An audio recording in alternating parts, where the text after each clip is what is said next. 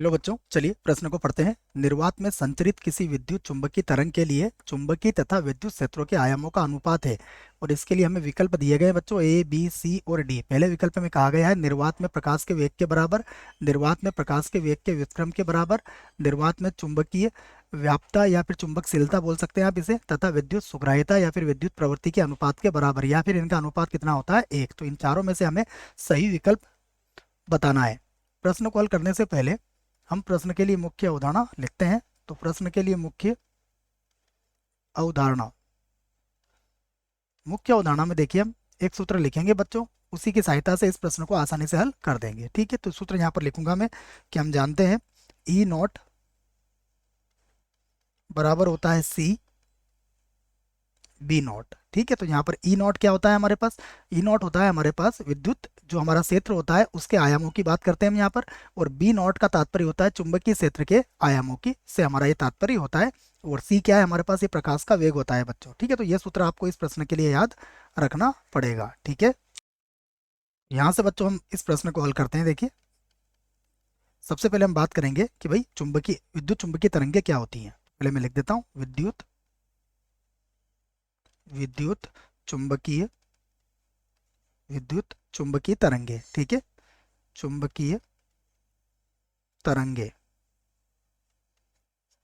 विद्युत चुंबकीय तरंगों को समझने के लिए बच्चों हम सबसे पहले एक चित्र बनाने का प्रयास करते हैं यहाँ पर।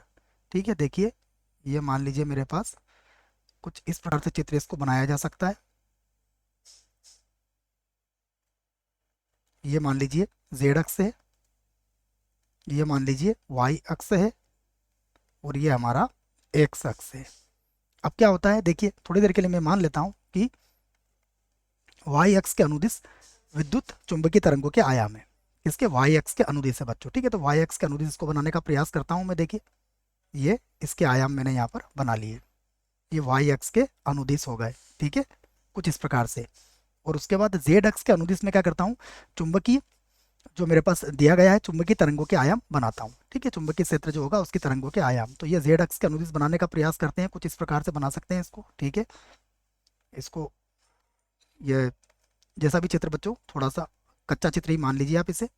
ये कुछ इस प्रकार से होंगे। ठीक है ना, तो ये यूं भी जाएंगे, यहाँ से यूं आ जाएगा, ये चलते रहेंगे। ठीक है, तो ये कुछ इस प्रकार से होगा, और ये हमारे आयाम कुछ इस प्रकार से हो जाएंगे बच्चों। तो अब क्या होगा कि ये दोनों परस्पर लंबवत होंगे। ठीक है, तो हम समझते हैं इस बात को कि विद्युत चुंबकीय तरंग की अगर हम को विद्युत चुंबकीय तरंगों को अगर हम परिभाषित करना चाहें तो किस प्रकार से करेंगे कि जब त्वरित आवेश के दोलन, जहां हमारा विद्युत क्षेत्र और जहां पर क्या है हमारा चुंबकीय क्षेत्र परस्पर क्या हो बच्चों, लंबवत हो। जैसे कि वाई एक्स और जेड एक्स क्या है, परस्पर लंबवत है। तो इसके जो परिणामी तरंग होती है वो क्या होती है, हमारी विद्युत चुंबकीय तरंग होती है। तो जो परिणामी तरंग होगी वो बच्चों किसके अनुदिश होगी, वो एक्स अक्ष के अनुदिश होगी, क्योंकि एक्स अक्ष क्या होगा, वाई और जेड के लंबवत होगा।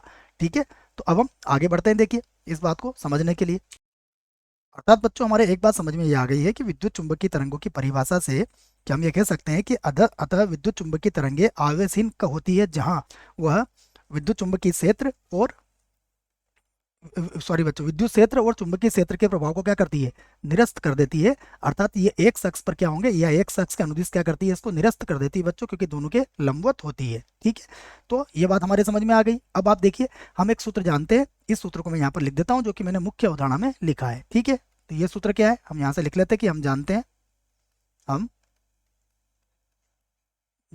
हैं।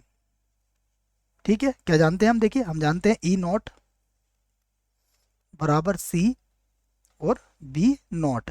ठीक है, तो अब देखिए यहाँ से अगर हम ई नॉट की बात करें बच्चों, तो ई नॉट क्या होगा हमारे पास, विद्युत जो क्षेत्र होगा उसके आयामों की संख्या, आयाम होंगे। ये ई नॉट जो होंगे विद्युत क्षेत्र के आयाम होंगे, जो कि यहाँ पर भी आपको बताया था। और बी नॉट क्या है आपके, ये है चुंबकीय क्षेत्र के आयाम। तो विद्युत क्षेत्र और चुंबकीय क्षेत्र के आयाम, और इसमें जो ये सी लिखा हुआ है ये क्या है, प्रकाश का वेग है। यहाँ से हमसे क्या पूछा गया है, देखो इस सूत्र की अगर हम बात करें तो हमसे पूछा क्या गया है कि विद्युत चुंबकीय तरंगे तथा चुंबकीय विद्युत चुंबकीय तरंगों के लिए चुंबकीय तथा विद्युत क्षेत्र। तो चुंबकीय और विद्युत क्षेत्र अर्थात हमें क्या ज्ञात करना है बच्चों, यहाँ से हमें ज्ञात करना है बी नॉट बटा ए नॉट का मान, ई नॉट का मान। तो ये कितना निकल जाएगा, देखो अगर सी को बटे मिलाओगे तो ये 1/c हो जाएगा। तो इसका अनुपात क्या आ गया बच्चों, प्रकाश के वेग के व्युत्क्रमानुपाती आ गया। यहाँ पर देख लीजिए आप, तो ये हमारा कुल मिला के उत्तर आ चुका है। किस किस का अनुपात है ये हमारा चुंबकीय क्षेत्र के आयाम और विद्युत क्षेत्र के आयामों का अनुपात आ गया है, जो कि किसके व्युत्क्रमानुपाती हुआ है, प्रकाश के वेग के। तो विकल्प की अगर बात करें तो विकल्प कौन सा सही होगा बच्चों, देखो पहले में क्या लिखा गया, निर्वात में प्रकाश के वेग के बराबर, तो ये प्रकाश के वेग के बराबर नहीं आया है बच्चों, 1/c आया है, अर्थात ये तो हमारा गलत विकल्प हो जाएगा।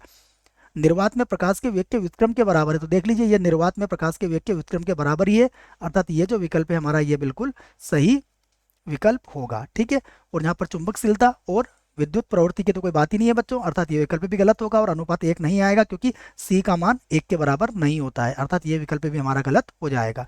तो हमारा सही विकल्प क्या है, निर्वात में प्रकाश के वेग के व्युत्क्रम के बराबर। आशा करता हूँ बच्चों प्रश्न का उत्तर समझ में आया होगा। धन्यवाद।